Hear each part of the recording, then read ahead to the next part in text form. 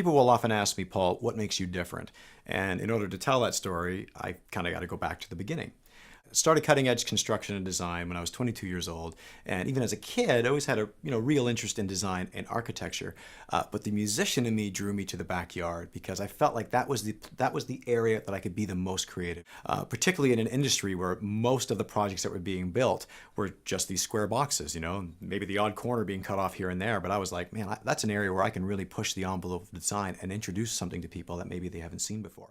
I had the privilege of working with some amazing artisans throughout those years. Particularly in an age when artisans have been kind of pushed to the side, I was able to glean from these guys some really valuable information. Not only pushing the envelope of design, but also incorporating building practices that I just felt were better. So there was one turning point this particular day where I had finished a project and I'm looking at it and it looks really cool. And I was working with a friend of mine who was one of those artisans I spoke about, but also the guy happened to be a war veteran.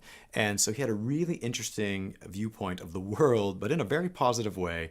And I'll never forget him turning to me and saying, Paul, what you are doing here is you are creating places of rest for people in a world that's gone crazy. And a light went on in my head that has never gone out.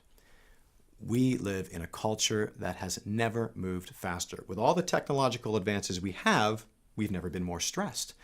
Now, 50 years ago, this was easy. Just get a cottage somewhere and go up and spend your weekends and recoup. But nowadays, obviously, time and money make that next to impossible for most people.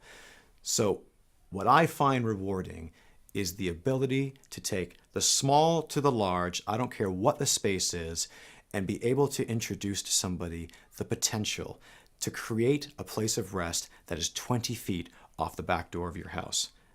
You never have to travel anywhere anymore, but there's a sense of being able to walk into that space, feeling separate from your environment, and breathe in and out.